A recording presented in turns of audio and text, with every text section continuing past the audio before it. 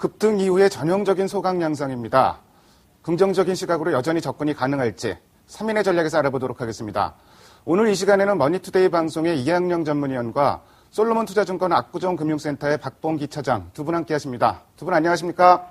네, 안녕하세요. 시장 중심이 되는 키워드를 하나씩 확인해 보도록 하겠습니다. 먼저 5위부터 3위까지의 키워드를 화면을 통해서 확인해 보도록 하겠습니다. 오늘의 5위 키워드는 미국 제조업 지수 5개월 내 최고입니다. 미국의 11월 ISM 제조업 지수가 예상치를 상회하며 5개월 내 최고치를 기록했습니다. 그렇지만 주간 실업교육 청구 건수는 예상치를 웃돌았습니다. 4위 키워드는 중소건설주 약세입니다. 어제 고려개발 워크아웃 신청 영향으로 중소건설사들이 약세를 보이고 있습니다. 반면 대형건설사들은 선방하고 있습니다. 3위 키워드는 현대기아차 미국 100만 대 돌파입니다. 현대기아차의 11월 미국 판매가 신기록 행진을 이어간 가운데 올해 미국 시장 누적 판매가 사상 처음으로 100만 대를 돌파했습니다. 미국 전체의 자동차 판매도 호조를 보이고 있습니다. 건설주 얘기부터 시작해 보겠습니다. 어제 고려개발 워크아웃 신청했는데 어제 시장이 워낙 급등하기도 했지만 시장에 전혀 영향을 미치지 않는 양상이었고요. 특히 중소건설사들은 오늘 급락세를 보이고 있지만 대형건설사들은 영향을 받지 않고 있습니다. 오늘도 시장에 미치는 영향은 거의 없다고 봐야 되는데요. 이학년 위원께서 눈여겨봐야 될 업종 중에서 다크호스로 이제 건설업종을 그 전부터 좀 꼽아주셨었는데요. 중소건설사는 지금 급락하고 대형건설사는 선방하고 좀 이런 양상인데 글쎄 중소건설사 약해도 대형건설사는 영향을 받지 않을지 이런 부분 좀 말씀해 주시고요. 그리고 관심 가시는 종목 있으면 같이 말씀해 주십시오. 네, 맞습니다. 실제로 중소건설사가 정말 문제가 되면은요, 대형건설사가 이렇게 좋아질 수는 없죠. 왜냐하면 같이 약해질 수밖에 없는 것이 건설업계의 도미노의 상황이 불가피하다라는 생각을 갖고 있습니다. 그렇기 때문에 그런 어려움이 정말 가중되면 대형건설사건 중소건설사건 분위기는 분명히 나빠질 수밖에 없다는 것은 교과서적으로 분명히 사실은 생각 갖고 있습니다. 다만 워낙 이제 중소건설사가 워낙 안 좋았기 때문에 주가는 올랐다 떨어졌다 하지만은 실제로 보면 지금 중소형 건설사에 대해서는 매력은 별로 없다라고 보셔야 되겠죠. 여전히 하신다 그러면 대형건설사로 보고 있습니다. 제가 이제 건설업종을 다크호스로 보는 것은 실제로 이번에 2분기 하반기에도 좀 기대했었는데 시장이 워낙 안 좋아졌으니까 생각만큼 다르지를 못했습니다. 저는 펀더멘탈로 보면 건설주가 지금 당장 좋아질 어떤 찬스는 가능성은 거의 없죠. 실제로 해외 수주는 계속 꾸준히 된 건 사실이지만은요, 폭발적으로 늘어나지는 않고 있고요. 물론 삼성 엔지니어링 같은 건 좀 예외죠. 그렇기 때문에 올해 꾸준히 강했었는데요. 실제로 여타 업종은 다 비슷합니다. 다만 이제 국내 건설 쪽은 잘 아시다시피 지금 최악의 불경기를 지나고 있는 것이 부동산 업계 아니겠습니까?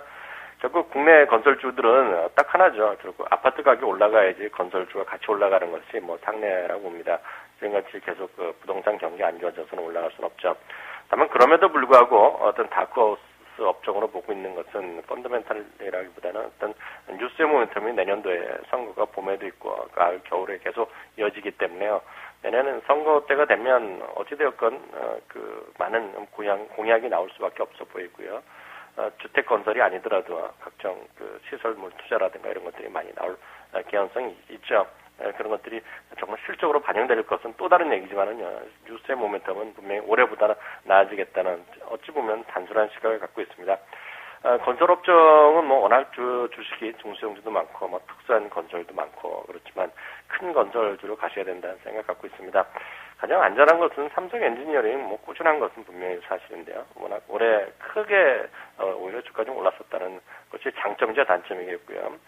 그 밖에는 이제 현대건설은 현대자동차 품에 들어간 이후에 주가가 시장에 별로 안 좋았기 때문에 큰 재미를 못 봤습니다. 현대건설 여전히 매력적이었고요. 그 밖에는 GS건설, 삼성물산인데요. GS건설 기준으로 보면 GS건설이 10만 원 넘게 쉽지는 않을 겁니다. 왜냐하면 기술적으로도요, 워낙 많이 걸렸던 선들이거든요. 그래서 건설들은 서둘러서 매매하기보다는요, GS건설 기준 10만 원 넘는 거 이후에 가더라도 그게 내년이 될지 모르겠지만은요, 충분하다라는 생각 갖고 있고요. 좀 여유를 갖고 대응하시기 바랍니다. 펀더멘탈보다는 뉴스, 내년에는 긍정적인 뉴스가 올해보다는 좀 나올 것이다 이런 말씀 해주셨고요. 여러 가지 해외 일단 그쪽 많은 건설사가 유리하다. 그리고 뭐 건설사는 뭐 대표적인 대형 건설사들 중심으로 접근해라 이런 말씀을 해주셨고요. 또 한 가지 이제 끝으로 말씀하신 부분이 좀 여유 있게 접근해라 이런 말씀도 접붙여서 말씀해 주셨습니다. 다음으로 이제 현대 기아차 얘기 좀 해보겠습니다. 뭐 11월 또 한 번 미국에서 서프라이즈를 기록했고 현대 기아차도 좋았지만 미국 전체 그 자동차 판매가 2년 3개월 만에 최고, 자동차 시장 판매 자체도 좋았다는 것도 긍정적입니다. 근데 오늘 한 가지 그 KCC에서 현대차 주식을 블록딜로 장 시작 전에 넘겼습니다. 111만 5천 주 넘겼는데 아마도 뭐 현대건설 지금 현대자동차 지금 약보합 정도인데 이 부분이 좀 영향을 미치는 걸로 좀 볼 수 있을 것 같고요. 박봉기 차장께서는 글쎄 오늘 뭐 현대차, 기아차 약보합권에서 움직이고 있는데 뭐 매수 기회라고 보시는지 전체적으로 자동차 주식들 어떻게 판단해야 되는지 같이 말씀해 주십시오.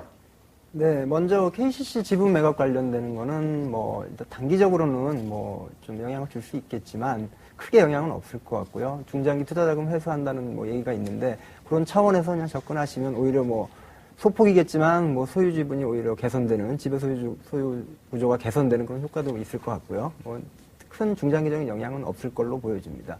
일단 현대 기아차가 조금 이제 그 기관 매물 출회 등으로 해서 좀 조정 양상을 뭐 크게 오르지 못하고 이제 좀 그 횡보 현상을 보이고 있는 횡보 상황을 보이고 있는데 전체적인 밸류에이션이라든가 그 성장 모멘텀 이런 것들 시장 주도주로서의 어떤 역할이라든가 이런 거는 뭐 계속 유효한 상황인 것은 뭐 모두 다 아시는 상황이고요. 전반적으로 내년도 아마 그런 상황은 이어질 것으로 판단이 됩니다. 근데 이제 우리가 좀 체크해 보아야 될 게 어떤 글로벌 시장 전체적인 흐름하고 그다음에 그 어떤 내수 판매 관련되는 부분을 이제 체크를 해보셔야 되는데 먼저 일단은 제 개인적인 그 어떤 판단은 전체 글로벌 어떤 그 유럽 시장이라든가 그 중국 시장의 어떤 경기 침체로 인해서 어떤 수요가 좀 둔화될 가능성도 있고요. 그다음에 그 경쟁 업체 쪽으로 보면 뭐 일본 업체들이 올해 그 원전이라든가 뭐 저기 태국 홍수 뭐 이런 걸로 인해서 이제 생산 문제가 있었는데 그게 이제 정상화 될 것 같고요. 미국 빅3를 중심으로 또 폭스바겐까지 공격적인 마케팅을 이제 할 것으로 지금 보여지기 때문에 어떤 경쟁이 격화될 것으로 예상이 됩니다. 그 부분이 이제 체크 포인트가 될 거고요. 그 다음에 전체적으로 그 내수 판매도 크게 개선되기는 어렵지 않을까 이렇게 보여지는데 전체적으로 그런 그 안 좋은 부분이 있지만 어떤 경쟁 그 내년 그 판매 목표가 지금 700만 대로 지금 발표를 했는데 뭐 소폭 증가지만 어떤 경쟁력 글로벌 경쟁력 한 4위권 내지 5위권의 경쟁력은 유지가 될 것으로 제품이든 가격이든 유지가 될 것으로 보여지고요. 또 긍정적인 그 측면을 보면은 일단 그 과거 그 사례를 보면은 N1 환율에 의해서 영향을 많이 받았습니다. 근데 지금 1,400원대 그 환율은 그 경쟁력에 있어서 상당히 그 현대 기아차 입장에서는 유리할 것으로 판단이 되고요. 그 다음에 그 중장기적인 그 모멘텀이 계속 살아있기 때문에 그 제지표라든가 그 제이동 평균선이라든가 이런 것들이 상승 추세를 형성할 가능성도 있기 때문에 계속해서 완성차 및 부품, 타이어 관련 업체라든가 이런 쪽에 관심은 지속적으로 가져가야 될 것으로 생각이 됩니다. 글쎄 뭐 고무 가격 하락하면서 뭐 타이어 얘기도 좀 많이 하고 있고요. 사실 뭐 그 자동차 주식 뭐 그 삼성전자가 사상 최고가를 기록하면서 현대차가 더 올라가야 되는 게 아니냐 이런 의견들 요새 그 내시는 분들이 많더라고요. 또 오늘 아침에 이제 그 블록들이 있었는데 이거는 주가의 본질적인 문제하고는 전혀 다른 문제이기 때문에 만약에 그것 때문에 빠졌다 그러면 당연히 주식을 사는 게 맞을 것 같습니다. 다음으로 오늘의 2위 키워드를 화면을 통해서 확인해 보도록 하겠습니다. 오늘의 2위 키워드는 미국 고용지표 기대감입니다. 최근 미국 지표 계속 좋습니다. 어젯밤에 발표됐던 ISM 제조업지수, 아까 뭐 키워드 5번에서 말씀드렸는데, 굉장히 좋아졌고요. 또 이제 오늘 밤에 미국 고용지표가 발표되는데, ADP 민간 고용이 예상보다 대폭적으로 늘어났습니다. 그래서, 오늘 밤 발표되는 예상치는 있는데, 예상치를 훨씬 뛰어넘을 것이다. 고용지표가 이런 기대감이 상당히 많은데요. 박봉기 차장께서는 글쎄요, 고용지표 일단 눈높이는 좀 높아진 것 같긴 합니다. 근데 어쨌든 오늘 고용지표 발표되는데, 이게 좀 장세 모멘텀이 될지, 이런 부분 좀 정리해서 말씀해 주십시오. 네, 고용지표가 이제 어제 방금 말씀하셨듯이 ADP 고용 보고서 서프라이징 실적을 발표를 해가지고 좀 장세에 영향을 줄까를 예상을 했습니다만 큰 영향은 지금 없는 걸로 보이고요. ISM 제조업 지수도 예상치보다는 높게 나왔습니다만 지수 흐름에는 큰 영향을 주는 것 같지는 않습니다. 그래서 오늘 이제 발표될 걸 한번 체크를 해보시면은 비농업 고용 부문 지표가 전월에 한 8만 명 정도 증가했는데 이번 달은 한 12만 명 정도 지금 예상을 하고 있고요. 그다음에 실업률은 9.0%에서 아마 비슷한 수준으로 나올 것으로 예상이 되고 있습니다. 그리고 제조 고용 건수가 5천 건, 전월 5천 건에서 9천 건으로 이제 증가될 것으로 예상이 되고요. 그래서 지금 나오는 제 지표들이 대체적으로 이제 양호한 모습을 보이고 있는데 어떤 본격적인 어떤 경기 상승 모멘텀을 반영하고 있지는 못하지 않느냐.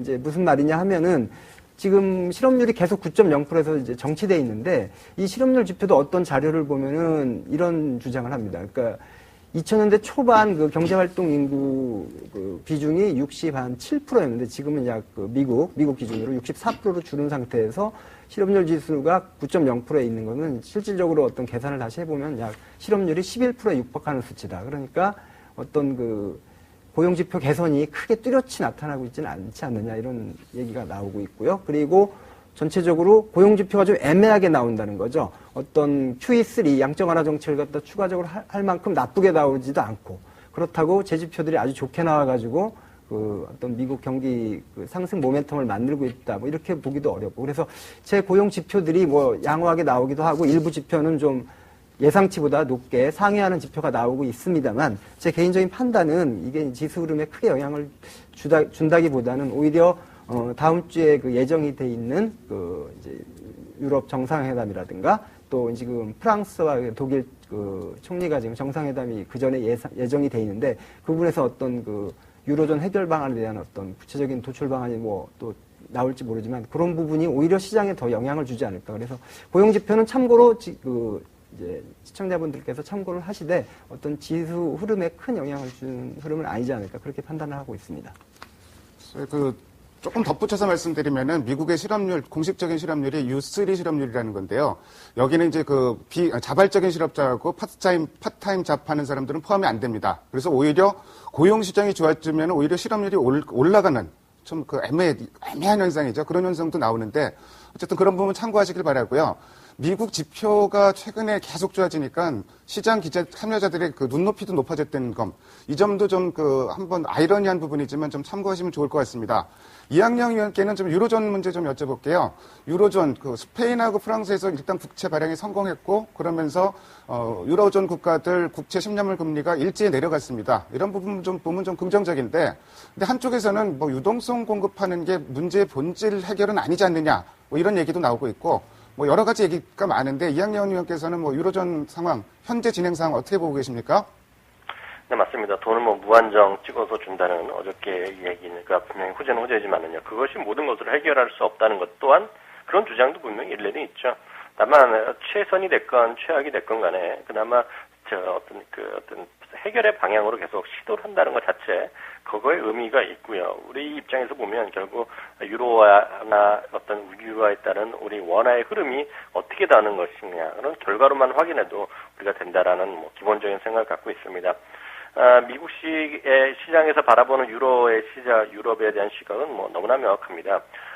쉽게 얘기하면 이거죠. 너희들은 문제만 너무 일으키지 말아라. 우리는 우리끼리 잘해보겠다라는 그런 아주 단순한 시각이라고 저는 이해하고 있습니다. 결국 유로존은 시간과의 싸움이 불가피하겠고요. 내년도까지 해서 빨리 미국 소비가 되살아나고 내일 오늘 밤에죠. 우리 시간도 미국 시간으로 보면 이제 내일인데요. 빨리 어떤 고용 시장이 정말 좋아져서 정말 각종 이런 기대감이 정말 지난번에 땡스기빙 블랙 프라이데이 때는 연휴에 소비가 확인됐지만 연말까지 쭉 그리고 1사분기 이후까지 계속 좋아졌으면 하는 바람들을 많이 갖고 있습니다. 다만 참고적으로 말씀드리면 이제 유럽보다는 오히려 또 뜬금없이 중국을 봐야 된다는 얘기를 많이 하더라고요. 중국이 무슨 얘기냐면 중국은 워낙 미국한테 중요한 나라 아닙니까? 국채도 제일 많이 갖고 있고요. 생산기지로도 역할도 충분하고 있고 이제 미국을 넘어서면서 소비 대국으로 조금씩 걸어가는 나라인데요. 그저께 있었던 긴축 완화의 그런 조치로서 모든 것이 해결될 수 있겠느냐라는 약간의 의구심이 있습니다. 그래서 이제 유럽은 일단 미국 시장에서 지금의 오늘의 시각은 유럽의 시각은 약간 오래가 좀 벗어나고 있고요. 중국이 정말 잘 됐으면 하는 바람들을 많이들 갖고 있더라고요. 어제 대규모 유동성 공급 소식으로 우리나라 시장도 폭등을 했지만 유로존 여전히 불확실성은 남아 있는 것 같고 그렇지만 유로존보다는 그 중국 변수에 더 주목을 해라. 이런 말씀을 하신 걸로 정리를 해보겠습니다. 다음으로 오늘의 2위 키워드를 화면을 통해서 확인해 보도록 하겠습니다. 오늘의 1위 키워드는 코스피 숨고르기입니다. 사실 뭐 숨고르기라고 하기도 좀 그렇고 보합권 등락입니다. 조정치고는 상당히 뭐 양관 양상이고요. 수급 흐름을 보더라도 뭐 국내 기관 오늘 주식 사주고 있고 외국인 매도기면 얼마 크질 않습니다. 외국인 그 선물 쪽에서는 여전히 변함없이 순매수하고 있고요. 근데 이제 그 한 가지 불안한 요인이 뭐 수급 흐름만 놓고 보면 나쁘진 않은데 외국인이 선물 매수하면서 이번 주 들어서 5일째 프로그램 순매수세가 굉장히 좀 많이 들어오고 있습니다. 어제는 1조 3천억 개 이르렀고요. 이런 부분이 시장을 끌어올리고 있는데 다음 주 목요일 이제 쿼드러플입니다. 이런 데에 대한 부담은 없는지 이학영 의원께서는 어떻게 생각하십니까? 네, 맞습니다. 그 쿼드러플 측내에는 당연히 네 가지 변수가 왔다 갔다 하기 때문에 불안할 수밖에 없는데요. 항상 그렇지만 이런 것들은 숫자적으로 계산해서 나오는 어떤 분석이나 전망은 상당히 의미가 없습니다. 실제로 보면 그것보다는 다분히 심리적인 싸움이겠죠. 심리적인 부담감은 이번에도 여실히 있을 수밖에 없어 보이고요. 특히 최근 들어서 프로그램 차익 매수가 많이 늘어났기 때문에요. 어느 순간 뭐 터질 수밖에 없는 것은 뭐 기정사실이 아닌가 싶습니다.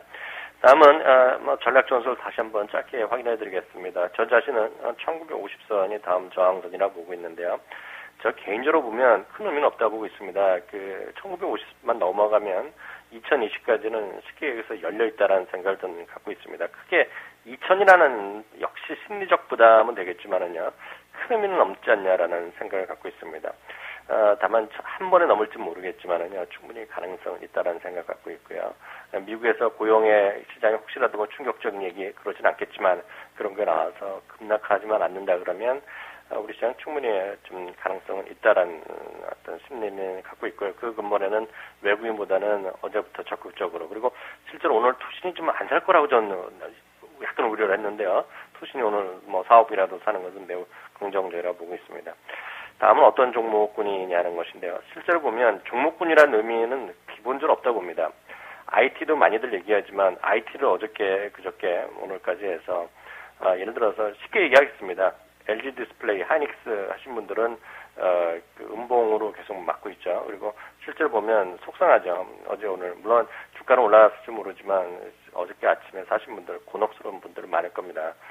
그 IT란 표현은 전부 솔직히 좋아하지 않고요. 그것이 아니라 삼성전자를 계속 갖고 가셔야 된다는 생각 갖고 있고 물량을 웬만해서는 줄이시면 안 된다 생각 갖고 있습니다. 다음은 앞서 차장께서도 얘기하셨지만 자동차인데요. 자동차는 하나만 기억하시기 바랍니다. 그 성장 산업이라는 것을 분명히 이해하셔야 됩니다. 미국 지금도 뭐 올해 정말 상당히 좋아졌다. 14%가 이번 달에 증가했고요. 연간으로 보면 10% 늘어날 것으로 추정되고 있는데요. 내년에도 10% 이상 늘어날 가능성이 크다고 합니다. 여전히 성장 산업에서 마켓쉐어를 계속 유지하고 있고 오히려 글로벌로 늘리고 있는 주식을 안 사면 안 되겠죠. 갖고 가셔야 됩니다. 역시 뭐 그 똑같은 시각이십니다. 1950 넘었을 때는 뭐 그 추가 상승이 가능하다. 사실 8월 달에 개파락하면서 2020에서 1950 밑으로 바로 개파락해 버렸습니다. 그러니까 매물은 없다고 보는 게 맞을 것 같고요. 뭐 쿼드러플 데이 뭐 불안하지만 예측하기는 좀 어려울 것 같습니다. 뭐 삼성전자 좀 전에 말씀하셨는데 국내 기관들 뭐 자산 운용사도 마찬가지고 이제 자문사들도 삼성전자 올라가면은 담지 않을 수 없는 상황까지 지금 오기 때문에 뭐 수급적인 요인도 많이 가세하고 있는데 어쨌든 삼성전자 그 주도하면서 지금 대형주 장세입니다. 박봉기 차장께서는 일단 뭐 이런 최근에 대형주 장세 얘기를 참 많이 하는데 앞으로도 지속될지 이런 의견에 좀 동의하시는지를 말씀해 주시고요. 뭐 삼성전자 어저께 사상 최고가 기록했는데 뭐 삼성전자 사상 최고가 관련해서 눈여겨볼 섹터나 종목 있으면 같이 덧붙여서 말씀해 주십시오. 네, 대형주 위주의 장세가 이제 뭐 예상된다, 아니면 뭐 중소형주가 강세다, 뭐 이런 의미, 그런 걸 얘기하기 전에 일단 제가 볼 때는 지금 뭐 계속 언급을 하고 있습니다만, 그 121일 이동평균선이 1920선이고요. 그 다음에 직전 고점이 1950선인데, 이 지수대를 갖다 이제 그 어떤 그 외부적인 요인과 그 다음에 내부적인 그 수급 개선으로 인해서 이제 돌파가 되느냐 안 되느냐 이 부분이 중요할 것 같고요. 만약에 이 부분에서 크게 조정을 받는다면 사실 대형주든 중소형주든 같이 조정을 받게 돼 있을 수밖에 없고, 전체적인 그 주도주 흐름은 뭐 이제 삼성전자를 위시한 그 뭐 IT 일부 종목하고 그다음에 자동차주가 되는 것은 뭐 확실할 거고요. 그다음에 중국 긴축화나 기대감이 지금 계속 있기 때문에 이제 그와 관련된 부분도 눈여겨서 체크를 해봐야 될 것 같고요. 그래서 일단은 제 개인적인 생각은 그 어떤 지수대 상향 돌파가 1950원 상향 돌파가 먼저 이루어진다면 역시 대형주 위주의 상승 모멘텀이 가능할 것으로 판단을 합니다. 그리고 삼성전자 이제 최고가 관련해가지고 일단 뭐 여러 가지 이제 분야가 있겠죠. 삼성전자 뭐 가전도 있고 뭐 반도체도 있고 뭐 모바일 쪽도 있고 디스플레이 쪽도 있고 여러 가지가 있는데 제가 오늘 좀 말씀드릴 부분은 이제 반도체 관련 부분인데요. 이제 지난 10월 달에 삼성전자가 이제 내년도 반도체 관련 투자를 15조를 한다고 했는데 그 중에서 비메모리 분야를 갖다 이제 8조 정도 해서 메모리 분야보다 높게 한다고 했습니다. 근데 그게 뭐냐면 이제 전체적인 어떤 낸드 플래시 메모리 시장이 디램 시장보다 이제 훨씬 커진다는 거죠. 실질적으로 이제 2012년에는 확실하게 이제 그 부분이 디램 시장을 추월할 것으로 지금 예상을 하고 있고요.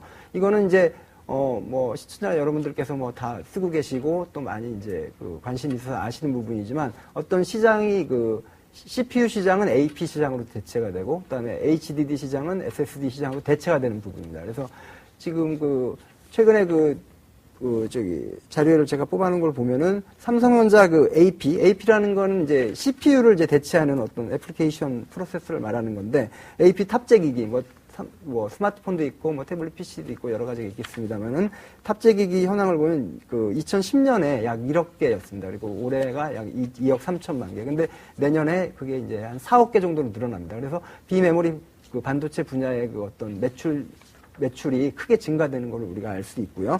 그다음에 스마트폰 수요를 보면은 올해가 약 이제 전 세계적으로 약 4억 6천만 개라고 하고 있는데 내년에 6억 7천만 개에서 6억 8천만 개까지 늘어날 것이고요. 그래서 이 비메모리 반도체 분야의 어떤 그 관심이 중요할 것 같습니다. 그래서 그 AP 시장 규모도 2011년에 그래서 82억 달러에서 2015년에는 뭐 360억 이상 될 것으로 예상을 하고 있고요. 그래서 관심 종목은 아무래도 뭐 삼성전자를 필두로 해서 하이닉스가 이제 M&A 이후에 제품 구성 요건이 좋아지면 하이닉스도 뭐 눈여겨봐야겠지만 일단 삼성전자를 관심 있게 봐야 될 거고요. 관련 업체로서 반도체 장비 업체인 유진테크라든가 텔레칩스, 주성 엔지니어링 보고 있고요. 그다음에 반도체 후공정 관련 업체로 시그네틱스, 네페스 이런 종목들을 보고 있습니다. 이상입니다. 일단 뭐 저항대 돌파 여부 중요하고 뭐 삼성전자 관련해서는 낸드 플래시, AP 관련 업체들 좀 주목할 필요가 있다 이런 말씀하셨습니다. 지금까지 5가지 키워드를 통해서 오늘 시장의 흐름을 살펴봤습니다. 오늘 두 분 말씀 잘 들었습니다. 감사합니다. 감사합니다. 감사합니다.